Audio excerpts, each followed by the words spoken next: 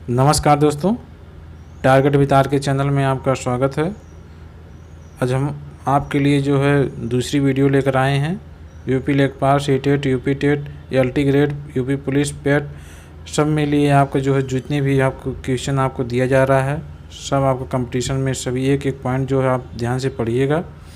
Video देखने से पहले आप लोग हमारे चैनल को सब्सक्राइब, लाइक और शेयर करते रहिएगा ताकि जो हमारे चैनल को जो है और बच्चों तक पहुँचे और उनका भी जो है वो सब लाभ लें। तो वीडियो देखने से पहले हमारे चैनल को ज़रूर से सब्सक्राइब करें। तो चलिए चलते हैं आज की दूसरी वीडियो से। भारत के प्राकृतिक भाग। प्राकृतिक भाग में कितने भाग हैं? भारत के प्राकृतिक भाग 5 हैं। उत्तर का पर्वतीय क्षेत्र, उत्तर का मैदान, थार का मरुस्थल, प्रायद्वीपीय पठार और समुद्र तटीय मैदान। आपसे अगर पूछा जाए भारत के प्राकृतिक भाग कितने हैं, आपको बताना होगा 5। उत्तर का पर्वतीय क्षेत्र, उत्तर का मैदान, थार का मरुस्थल, प्रायद्वीपीय पठार, समुद्र तटीय मैदान। चलिए देखते हैं आगे। उत्तर का पर्वतीय क्षेत्र, हिमालय का उदय 70 लाख वर्ष पूर्व गोंडवाना लैंड की यूरेशियन प्लेट से टकराने के फलस्वरूप हुआ था। हिमालय के स्थान पर प्रारंभ में टेथिस सागर नामक समुद्र था। टेथिस सागर देखिए, इसमें जो है टेथिस सागर, हिमालय का उदय जो है 70 लाख वर्ष पूर्व कहाँ से? गोंडवाना लैंड की यूरेशियन प्लेट से टकराने से हुआ। हिमालय के स्थान पर प्रारंभ में क्या था? टेथिस सागर था। वेरी इम्पॉर्टेंट जो है आपको जो है हिमालय के स्थान पर शुरुआत में क्या था?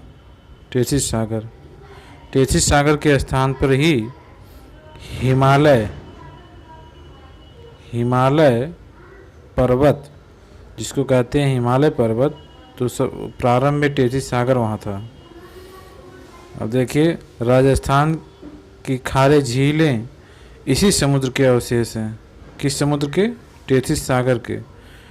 टेथिस सागर के जो है ये टेथिस सागर के अवशेष हैं। कहाँ पे? जो राजस्थान की खारी झीलें हैं। वो कौन सी झीलें हैं? सांभर झील, पुष्कर झील, अनासागर झील, लुनकरनसर झील और डिंडवाना झील। आपसे पूछा जाए सांभर झील कहाँ है, तो राजस्थान में। पुष्कर झील कहाँ है? राजस्थान में। अनासागर झील कहाँ है? राजस्थान में। लुनकरनसर झील कहाँ पे है? राजस्थान में। और डिंडवाना झील कहाँ है? राजस्थान में। जिसमें जितनी झील हैं सब जो है इम्पोर्टेंट है। आप जो इस पे जो याद करिए कौन सी झील कहाँ पे है। इसमें ये जितनी भी झील हैं सब खारी पानी की झील हैं। इसमें पानी जो है खारापन आता है। जितनी भी झील हैं इसमें जो है सांभर झील, पुष्कर झील, अनासागर झील, लुनकरनसर झील और डिंडवाना झील, 5 झील हैं राजस्थान के खारे पानी की झील हैं जो किस समुद्र के? टेथिस सागर के अवशेष हैं। इन्हीं के अवशेषों से ये झीलें बनी। सांभर, पुष्कर, अनासागर, लुनकरनसर, डिंडवाना झील। चलिए आगे बढ़ते हैं। ये देखिए, पश्चिम में हिंद कुश तथा भारत म्यांमार सीमा पर अराकान योमा हिमालय के दक्षिणी विस्तार हैं। पश्चिम में यानी आपको जो है यहाँ से आपसे पश्चिम में हिंदकुश तथा भारत म्यांमार सीमा से होते हुए अराकान योमा हिमालय के दक्षिणी विस्तार हैं। दक्षिण में अराकान योमा हिमालय के दक्षिणी विस्तार हैं। और अंडमान निकोबार हिमालय का ही जल में डूबा हुआ भाग है। जो ये अंडमान निकोबार है, जो हिमालय के जल में डूबा हुआ भाग है। इस समय जो है अंडमान निकोबार जल में डूबा है। चलिए आगे बढ़ते हैं। उत्तर का मैदान, दूसरे पॉइंट पे आ गए हैं हम लोग। दूसरे पॉइंट में उत्तर का मैदान, इसमें ये विश्व के सबसे उपजाऊ एवं विशाल मैदानों में से एक है। इसमें जो है आपको देखिए, ये विश्व के सबसे उपजाऊ एवं विशाल मैदानों में से एक है। कौन? उत्तर का मैदान, जो गंगा, सिंधु और ब्रह्मपुत्र की सिल्ट से इनका विस्तार हुआ। इस मैदान को 4 भागों में विभक्त किया गया। किस मैदान को? उत्तर के मैदान को 4 भागों में विभक्त किया गया। ये कौन कौन से भाग है? इसमें है आपका सांभर, इसके बाद तराई, इसके बाद बांगर, इसके बाद खादर। पहला है बांगर, पहला है भाबर, फिर दूसरा तराई, तीसरा बांगर, चौथा खादर। इनको चलिए इनके बारे में जानते हैं, इनको क्या कहा जाता है। देखिए, जो है बाबर है, तराई है, बांगर है, खादर। खादर सबसे नीचे, और भाबर जो सबसे ऊपर, इसके बाद तराई है, फिर बांगर है, फिर खादर है। बाबर, तराई, बांगर, खादर। इसमें देखिए, भाबर जो है हिमालय का पर्वत पदीय क्षेत्र है। यह नदियों द्वारा लाए गए कंकड़ों और पत्थरों से निर्मित होता है। तो आपसे पूछा जाएगा कि भाबर जो है, इसमें पूछा कंकड़ पत्थरों से निर्मित कौन सा भाग है? आपको बताना होगा भाबर बताना हिमालय का पर्वत पदीय क्षेत्र नदियों द्वारा लाया गया है। जो कंकड़ लाया गया है, नदियों के द्वारा लाया गया है, इसको भाबर कहते हैं। इसकी चौड़ाई अगर पूछी जाएगी तो 500 मीटर से लेकर 1000 किलोमीटर तक है, लगभग 1000 किलोमीटर। आपको बताना होगा कि भाबर की चौड़ाई, लंबाई नहीं चौड़ाई आपसे अगर पूछी जाएगी तो 1 किलोमीटर लगभग। देख रहे हैं आप, यहाँ से लेके इसकी चौड़ाई जो है लगभग 1 किलोमीटर। इसके बाद तराई क्षेत्र आएगा, फिर इसके बाद बांगर आ जाएगा, इसके बाद खादर आएगा। देखिए, तराई या बाबर के आगे का क्षेत्र है। हाँ ठीक है, बाबर के आगे का क्षेत्र है जो पर्वत पद के समानांतर विस्तृत है। इसके बाद देखिए इसकी औसत चौड़ाई कितनी है। आपने देखा है कि अभी जो है उसकी चौड़ाई जो है, बाबर की चौड़ाई लगभग 1 किलोमीटर थी, इसकी चौड़ाई लगभग 50 किलोमीटर है। 50 किलोमीटर। गोरखपुर से पीलीभीत तथा गोरखपुर का विस्तार 700 किलोमीटर है। यहाँ पे जो 700 किलोमीटर पाया जाता। तराई नमभूमि होती है और जो ये सघन वृक्षारोपण होता है। यहाँ जो इसकी तराई की नमभूमि होती है और इसका जो जहाँ पर होता है तराई क्षेत्र, वहाँ पर सघन वृक्षारोपण पाया जाता है। और तराई को नमभूमि होती है, तराई क्षेत्र जिसे कहते हैं। इसके बाद देखिए बांगर जो है, बांगर यह तराई से आगे का भूभाग है। तराई के आगे का भूभाग कौन है? बांगर है, जो नदियों द्वारा लाई गई सिल्ट से निर्मित है। दोमट मिट्टी से बना यह क्षेत्र अत्यंत उपजाऊ है। आपसे पूछा जाएगा बांगर जो है किस मिट्टी से बना हुआ क्षेत्र है? तो दोमट मिट्टी जहाँ से पंजाब से यूपी तक बांगर का विस्तार है। पंजाब में बांगर को धाया कहते हैं। तो धाया, आपसे अगर पूछा जाएगा कि धाया कहाँ कहा जाता है, कहाँ पे धाया कहा जाता है, बांगर को धाया कहाँ पे कहा जाता है, आपको बताना होगा पंजाब। और पंजाब से यूपी तक बांगर का विस्तार है और पंजाब में बांगर को धाया कहते हैं। ठीक। इसके बाद एक खादर जो है यह बांगर की तुलना में अपेक्षाकृत निचला भाग है। भांगर की तुलना में अपेक्षाकृत निचला भाग है, जो नदियों द्वारा लाई गई सिल्ट से अभी भी निर्मित हो रहा है। बिहार और बंगाल खादर प्रदेश है। तो आपसे पूछा जाएगा बिहार और बंगाल कौन सा प्रदेश है। आपको ऑप्शन दिया जाएगा भांगर, खादर, तराई। तो आपको बताना होगा कि खादर। बिहार और बंगाल जो है खादर प्रदेश है। थार का मरुस्थल, तीसरा पॉइंट है थार का मरुस्थल, जो राजस्थान में अरावली के पश्चिम का क्षेत्र मारवाड़ कहा जाता है। थार का मरुस्थल जो है पश्चिम में मारवाड़ कहा जाता है। यह थार के मरुस्थल का भारतीय भाग है। इस क्षेत्र में औसत वार्षिक वर्षा 10 सेंटीमीटर होती है। यह क्षेत्र मारवाड़ी व्यापारियों के लिए जाना जाता है। थार का मरुस्थल जो मारवाड़ी व्यापारियों के लिए जाना जाता है। इंदिरा गांधी नहर, जोहर और खेजरी वृक्षों के कारण इस क्षेत्र के परिदृश्य में बदलाव आया है। ठीक, आगे देखिए। दक्षिण का पठार, यह विशाल पठार है जो विश्व का प्राचीनतम भूभाग है। इसे गोंडवाना लैंड के नाम से जानता है। ये एक विशाल पठार है जो विश्व का प्राचीनतम भूखंड है। इसे गोंडवाना लैंड के नाम से जाना जाता है। नर्मदा के उत्तर के अनेक पहाड़ भी इसी पठार का अंग है, जैसे अरावली, दक्षिण का पठार, विंध्य, सतपुड़ा, छोटा नागपुर का पठार और राजमहल, ये दक्षिण का पठार है।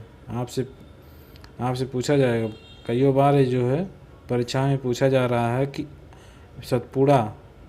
सतपुड़ा पठार कहाँ से है। तो दक्षिण का पठार आपसे पूछा जाए दक्षिण का पठार कौन से इसमें, तो आपको बताऊँ सतपुड़ा का, छोटा नागपुर का पठार, विंध्य, अरावली, राजमहल। अरावली जो है विश्व का प्राचीनतम पर्वत है। वेरी इम्पोर्टेंट, विश्व का प्राचीनतम पर्वत कौन है? अरावली, राजस्थान में।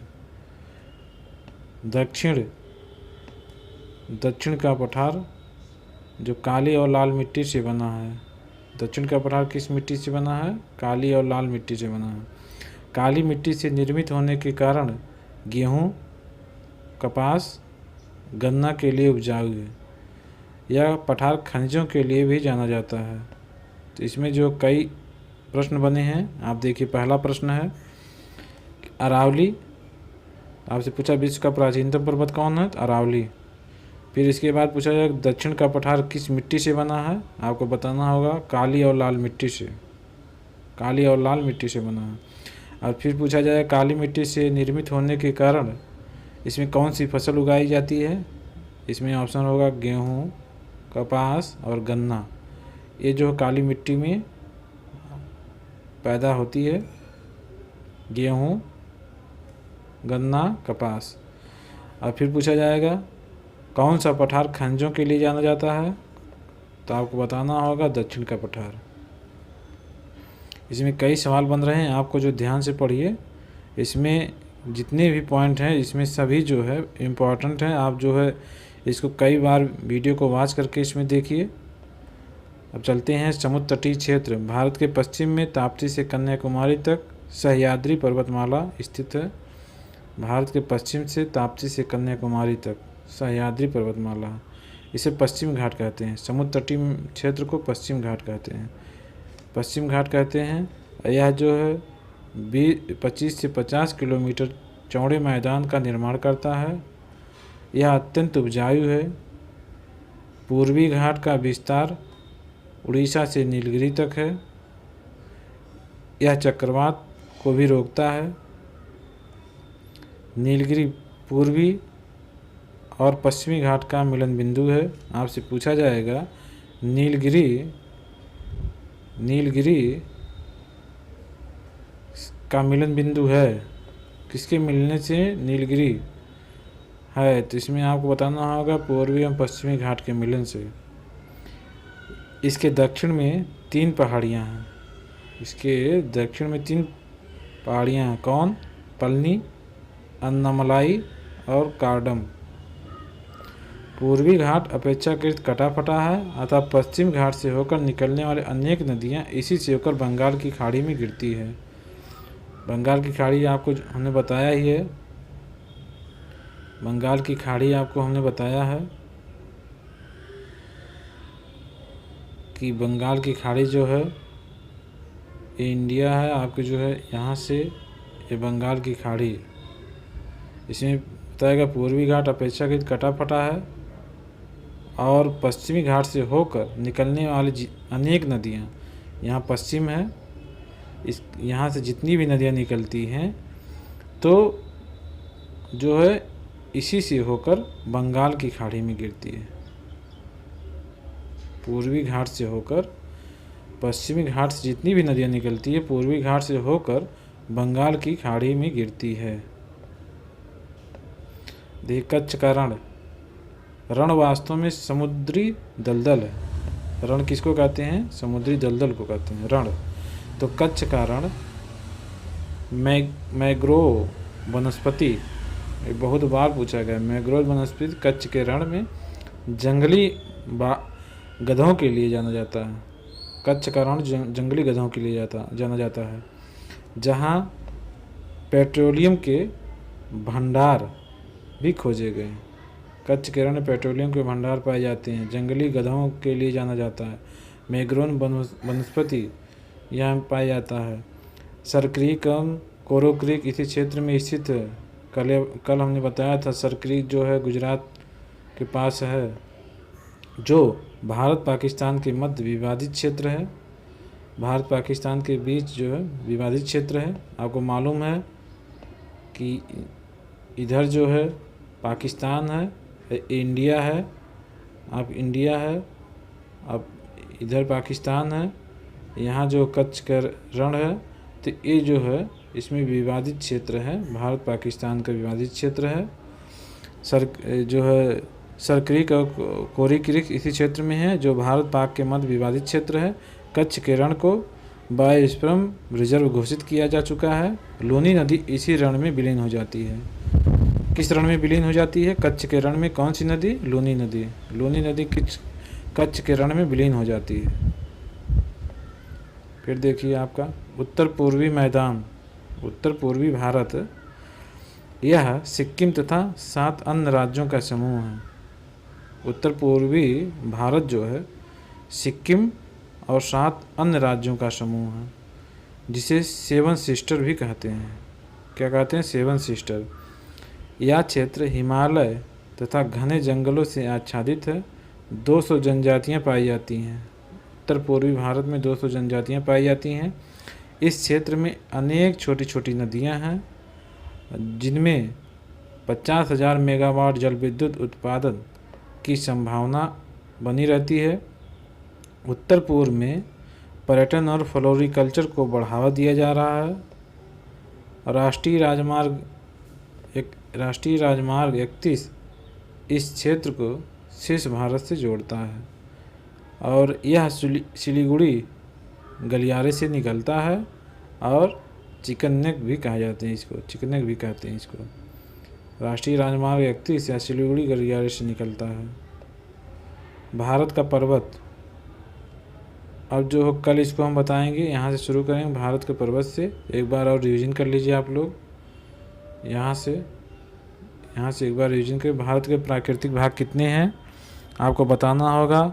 भारत के प्राकृतिक भाग जो है 5 हैं। उत्तर का पर्वतीय क्षेत्र, उत्तर का मैदान, थार का मरुस्थल, प्रायद्वीपीय पठार, समुद्र तटीय मैदान। इसके बाद उत्तर का पर्वतीय क्षेत्र जो है उत्तर का पर्वतीय से गोंडवाना लैंड से यूरेशियन प्लेट से टकराया, ऐसे से उत्पत्ति हुई हिमालय की। अब उत्तर हिमालय के स्थान पर पहले जो टेथिस नामक सागर था, जो है इन्हीं के अवशेष जो हैं खारी झीलें राजस्थान की निकली हैं टेथिस सागर से, जो सांभर, पुष्कर, अनासागर, लुनकरनसर, डीडवाना आगे चलते हैं। और इसमें देखिए पश्चिम में हिंदकुश और भारत म्यांमार सीमा पर अराकान योमा हिमालय का दक्षिणी विस्तार है। अंडमान निकोबार हिमालय के ही जल में डूबा भाग है। और फिर देखिए दूसरा पॉइंट, उत्तर का मैदान विश्व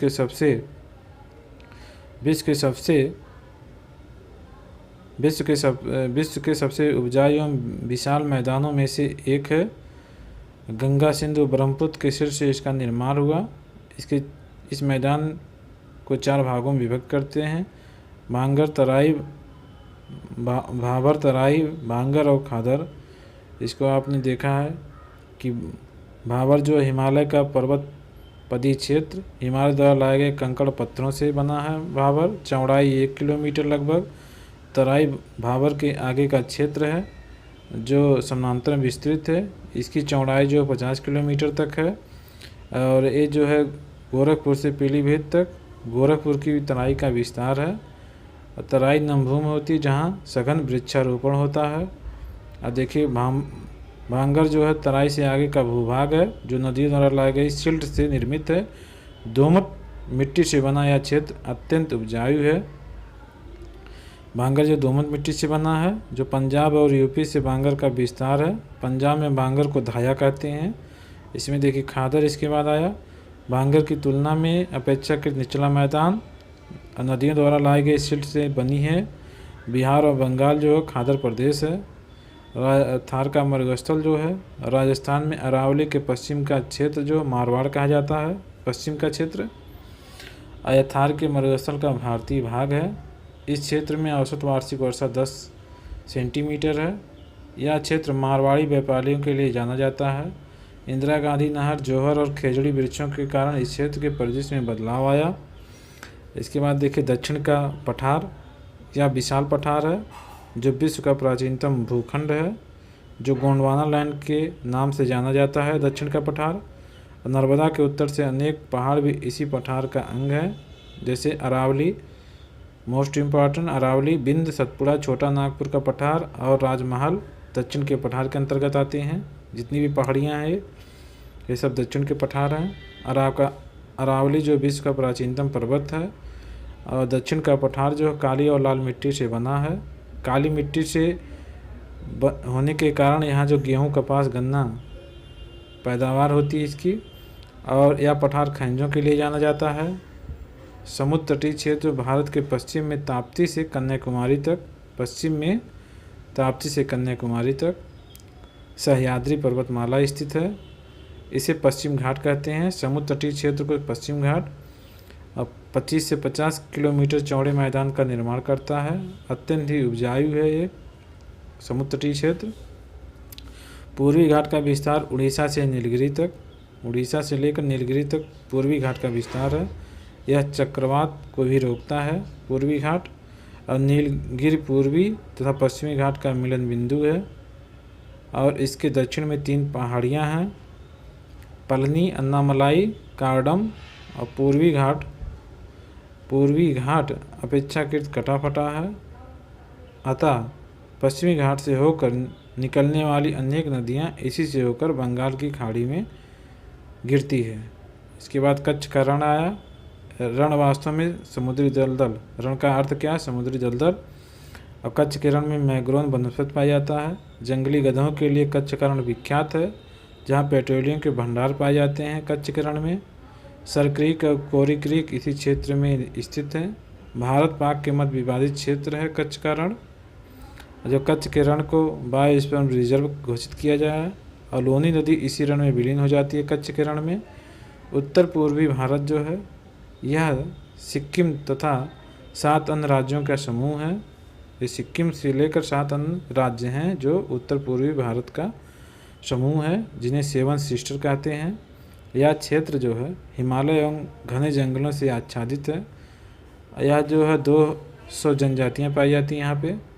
इस क्षेत्र में अनेक छोटी छोटी नदियाँ हैं, जहाँ जो है 50,000 मेगावाट जल विद्युत उत्पादन की संभावना है।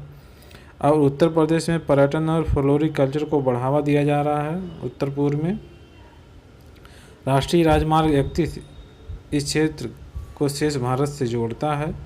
यह सिलीगुड़ी गलियारे से निकलता है और चिकन नेक भी कहा जाते हैं इसको। देखिए भारत का पर्वत जो है आपको जो है नेक्स्ट वीडियो में आपको जो है कल जल्दी बताया जाएगा। आप जो है सब पढ़ लिए हैं।